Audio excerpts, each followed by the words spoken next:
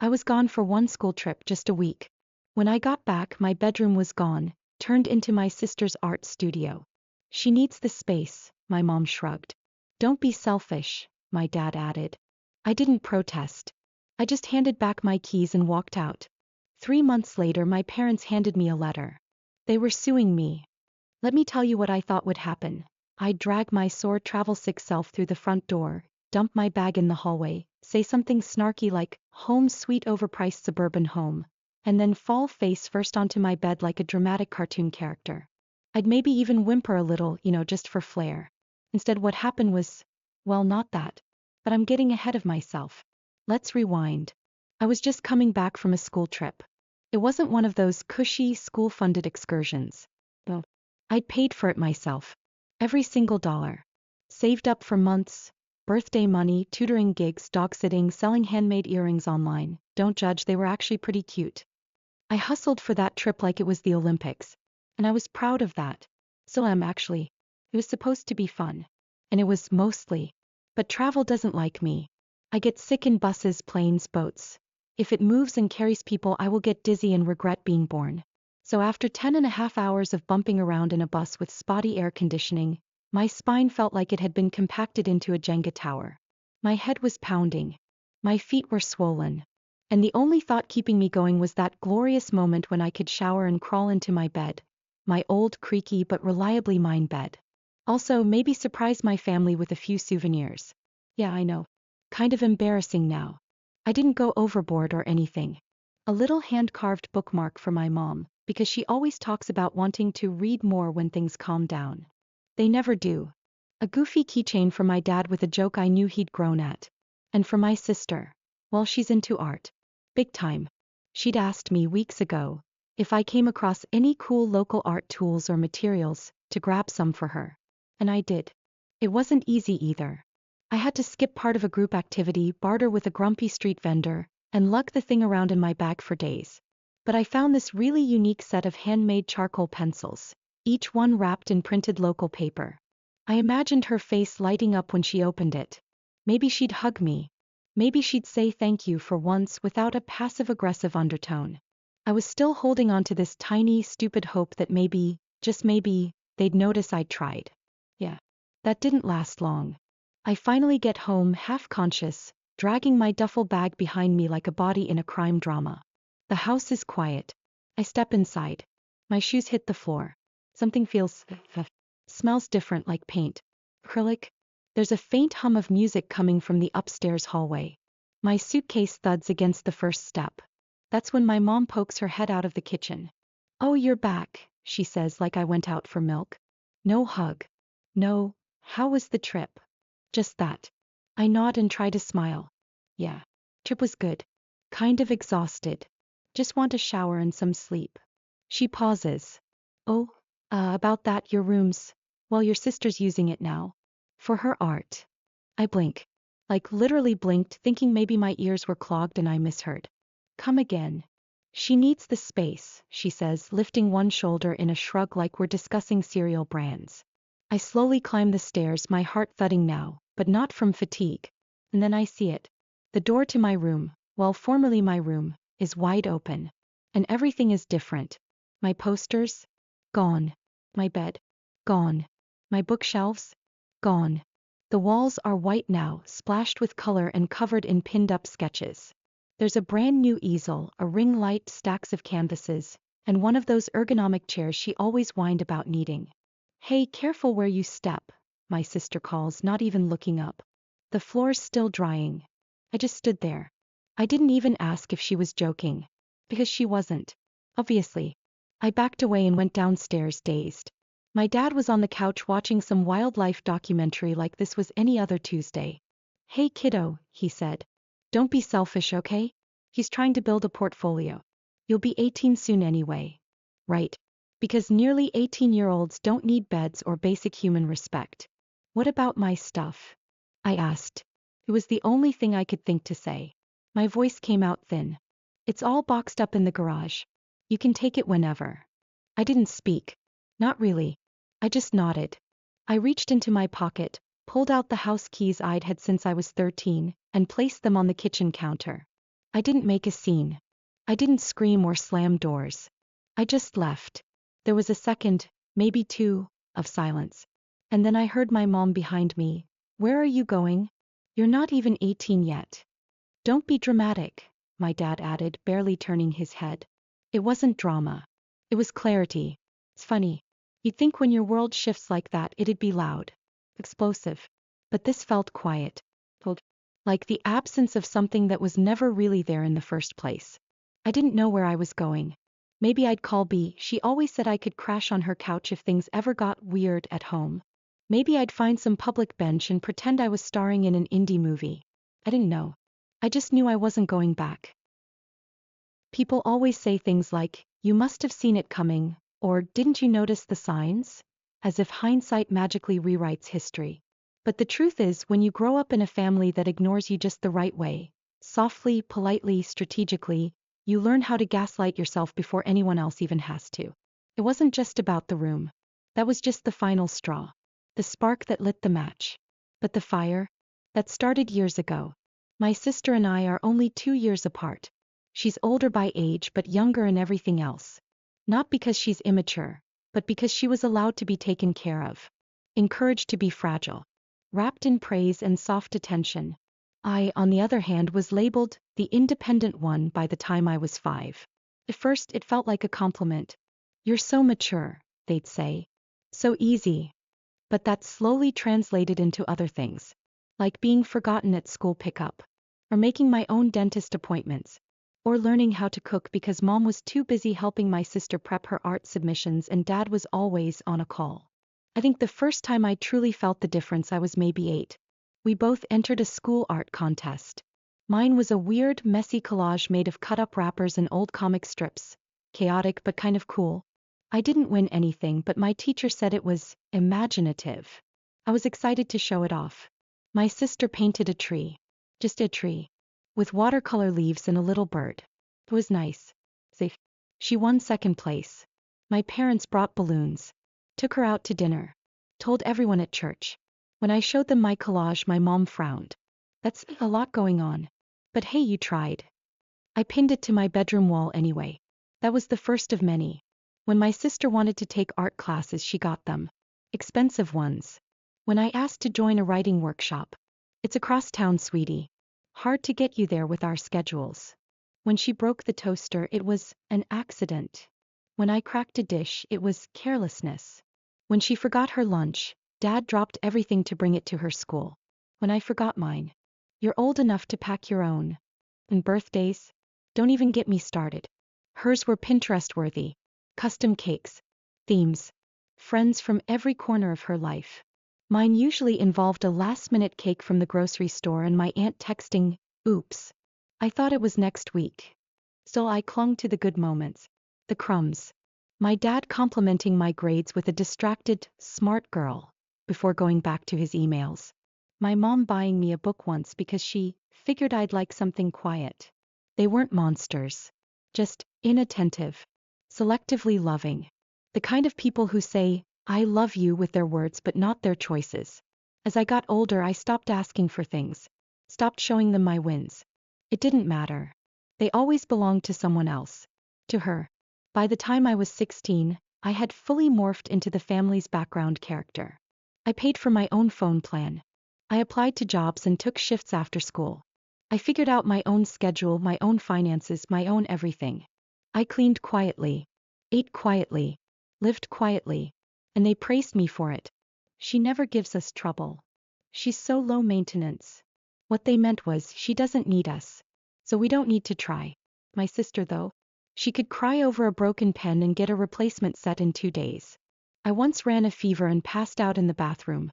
Woke up an hour later to an empty house. My mom had gone grocery shopping. My dad was at work. My sister was at her art club. No one noticed I was missing. I didn't tell them. Because I'd learned by then, there's no point making noise when no one's listening. That's why the room thing hit the way it did. It wasn't just the space. It wasn't even the bed. It was the final confirmation of what I had already known deep down. I was disposable. They didn't even text me while I was away. Not once. My mom said later that they didn't want to bother me. and my dad joked that they figured I needed a break from them. It's funny how they always wrapped neglect in pretty bows. We were giving you space. Sure. So much space you erased me entirely. I tried to keep it together when I left. I really did. But when I finally stopped walking, somewhere near B's place, I sat down on a curb and just broke. Not in a dramatic movie cry kind of way. It was quieter than that. A slow leak of grief I didn't know I'd been holding. I didn't know where I was going next. I didn't have a plan. My exams were coming up. I had nowhere stable to sleep. My sister had an art studio. I had a duffel bag and a keychain souvenir she'd never get to open. One person did come to mind, my grandmother. I hadn't seen her in a while. Not because I didn't want to, but because life got noisy. And visiting her always felt like stepping out of that noise for a bit. She lived in a small elderly home across town. Nothing fancy. My parents called it good enough. I made a mental note to stop by soon. Not because I expected anything, but because sometimes when everything else feels like it's falling apart, you just want to see someone who remembers who you were before you got tired. When you're sleeping on someone else's couch, everything feels temporary. Even you. B's family was kind enough to let me stay a few days, but I could feel it. Her mom's tight smiles, the weird silences when I walked into the kitchen, the little hints like, "Are you sure your parents are okay with this?" As if they cared. I wasn't expecting a 5-star suite. I just wanted to exist without being in the way. To finish school without crashing. Finals were creeping up. I was running out of clean clothes. Every time someone offered me help, borrowed shampoo, leftover dinner, I felt like I was shrinking. Like a ghost in someone else's life. I was technically still a high school student. But I didn't feel like one. I felt like something in between. Too old to ask for help, too young to disappear without it being a problem. And then there was the silence. Not a single message from my parents. Not one call. Not even a, "Hey, are you alive?" It should have hurt more. But honestly, it didn't shock me. What surprised me was how quiet the hurt was. Like I was finally listening to something I'd been ignoring for years. I started avoiding people who asked questions. I told the school I was staying with extended family. Which wasn't a lie. B's mom was now extending her patience on a daily basis. I knew I couldn't stay there long. I had 10 days until my birthday. 10 days until I legally counted as an adult. 10 days to figure out what adulthood even meant when you didn't have a home. So I went to see the one person who had always seen me, really seen me even when no one else bothered to look. My grandmother. She lived in a budget elderly home that smelled like boiled potatoes and old newspapers. But she liked it. Or at least pretended to. Her room was tiny with lace curtains and a crocheted blanket that she claimed was older than me. I hadn't planned to tell her much. I thought maybe we'd just sit, sip weak tea and talk about nothing in particular. But the moment I walked in, she looked at me and said, "Something's happened." He always knew. I tried to joke. Said I was doing some soul searching. That didn't land. By the second mug of tea I cracked. I told her everything. Not the polished version I gave B. The real one. About the art studio. The couch. The boxed up life. The silence from my parents. How I'd left them souvenirs and they never even asked if I got home safe. I expected sympathy. I didn't expect what came next. Grandma sat perfectly still for a second. Then she said, "Good." I blinked. "Good. You're out." "Good. They don't get to put you back now." I didn't know how to answer that. So she did it for me. She opened her nightstand drawer and pulled out a thick envelope. Sealed, rubber banded, and slightly wrinkled. "It's not money," she said before I could ask. "Not yet. But it's how you'll get where you need to go." I stared. "What is it?" "Bank information. Some legal forms. A letter to my attorney. I've been preparing it for a while now." So I hesitated. "Grandma, I don't want you to give up anything for me." She cut me off with a wave of her hand. "I'm not giving up. I'm giving to." Big difference. I didn't reach for the envelope, but the weight of it in her hand said enough. It wasn't just help. It was a future she'd carved out quietly, piece by piece, while everyone else forgot she existed. That night I finally opened the envelope. No cash. Just clean, folded documents. A list of savings accounts. A note from her lawyer. And on top, in her handwriting, a short line. "I can't give you a home, but I can give you a way out." The next few days moved fast. Faster than I could process. Grandma's lawyer confirmed everything was legal. She couldn't gift me the full amount until I turned 18, but she could help me with what she called preparation funds. I found a studio, tiny but mine. Signed a short-term lease. Paid up front. Slept on the floor for the first 2 nights because I didn't have a mattress yet, but it felt better than any bed I'd ever known. I still visited Grandma every day after school. We filled out documents together. Ate takeout. Watched bad game shows and mocked the contestants' answers. She told me stories I'd never heard before. About her first love, about how she used to sing in the church choir, about how she once slapped a man who insulted her cooking. It was peaceful. Too peaceful. Looking back, there were signs. A shadow on the horizon. A tightening in my chest every time I checked my phone. A tension I couldn't name. At the time I thought I was just adjusting. Settling. Figuring out who I was without a house full of people who acted like I didn't exist. I didn't realize that storm clouds were already gathering. That things were about to change. Again. And not in the way I'd hoped. Because when people ignore you long enough, they think you stop mattering. Until you become inconvenient. And apparently I was about to become very inconvenient. They didn't call. They didn't text. They knocked. It was a Tuesday. Early evening. I'd just gotten home from work and taken off my shoes when I heard it. 3 sharp knocks at the door. Not the friendly kind. Not the "I brought muffins" kind. The kind of knock that already feels like an accusation. When I opened the door, they were both standing there. My mom was dressed like she had somewhere more important to be. Makeup too perfect. That weird fake smile she used when she wanted to seem reasonable. My dad was stiff, arms crossed like I was a problem at a parent-teacher meeting. "We need to talk," she said. No hello. No, "How have you been?" I didn't invite them in. Just stood there in the doorway waiting. "We know what you've done," my dad said. It was almost impressive how quickly they got to it. No pretense. No attempt at warmth. Just straight to the accusations. "She's not well," my mom added, voice trembling, but not from sadness. From calculation. "She's been confused lately. She's not capable of making these kinds of decisions." I stared at her. "You're talking about Grandma. You took advantage of her," my dad said. "You manipulated her into giving you access to her finances." I laughed. I didn't mean to. This came out. A short, stunned laugh that felt like a cough. "I didn't take anything," I said. "She gave it to me. He planned it. Months ago." "You expect us to believe that?" my mom snapped. "No," I said. "I don't care what you believe." I started to close the door. That's when he pulled it out. A folded sheet of paper. Cream-colored. Legal header. "We'll see you in court." They filed a report. Elder financial abuse. That was the term they used. They claimed Grandma wasn't mentally sound. That she had been coerced. That I had isolated her from her real family and tricked her into signing over control of her accounts. And just like that, the life I was building started to shake. Not fall. Not break. Just tremble. The way a house does when a train passes too close. The lawyer Grandma had used contacted me right away.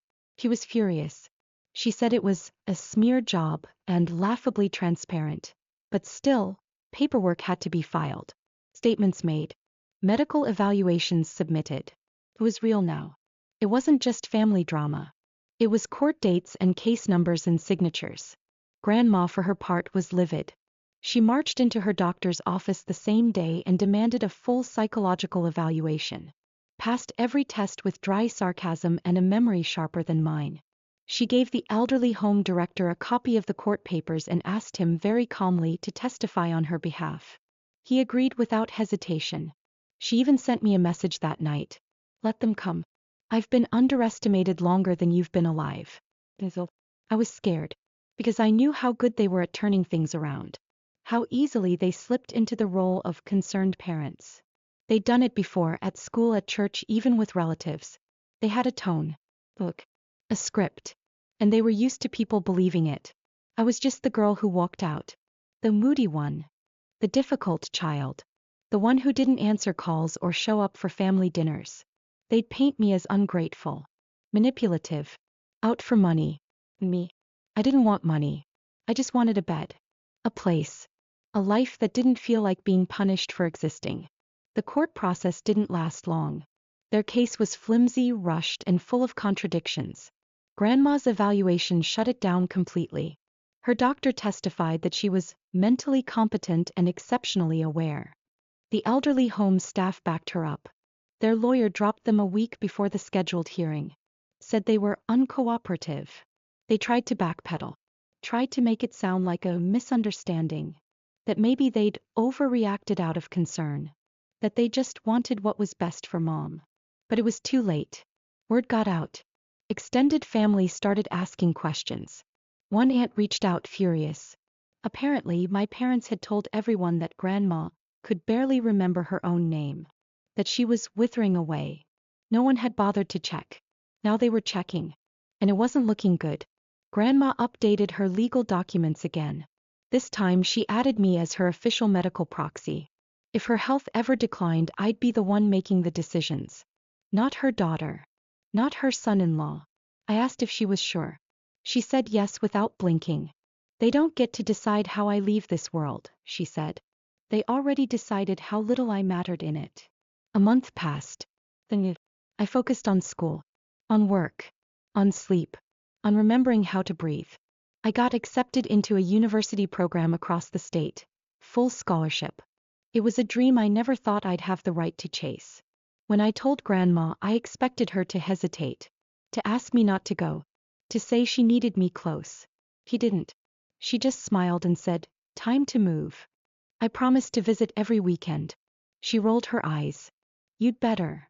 We found her a new care home. Closer to campus, safer, warmer. They had a garden. A therapy dog. Live music on Wednesdays. I paid the difference in cost. Gladly. Felt like building something. Something real. Something mine. Years passed. I graduated. Got a job I actually liked. Rented a better apartment. Paid taxes. Made grown-up phone calls. And every Sunday I visited Grandma. Her money eventually ran out. But mine didn't. I took over the costs without blinking. It wasn't a burden. It was an honor. She lived longer than anyone expected. Laughed louder than anyone her age had a right to. Told inappropriate jokes to nurses. Gave me pep talks before interviews. She lived. And when she finally passed, it was quiet. Peaceful. In her sleep. I held her hand until the very end. She left a note. Just one line. "You gave me a second life. I hope I gave you yours." I didn't invite my parents to the funeral. Or my sister. I heard they're still together. That my sister's art career fizzled. That she now manages a craft store downtown. They don't speak to most of the extended family anymore. Sometimes I wonder if they ever think about me. About Grandma. About what they tried to take. But then I remind myself, it doesn't matter. They had their chance to know me. To know her. They chose control over connection. Image over truth. And we chose each other. That was my story. Looking back, I don't know what shocks me more. How far they went or how long it took me to stop expecting them to care. But in the end, I found something better than their approval. I found peace. And I found someone who believed in me when no one else did. So now I want to know, what do you think? Were they ever going to treat me differently? Did I do the right thing by walking away? Let me know in the comments. And if you want more stories like this, personal, emotional, and a little messy, hit subscribe.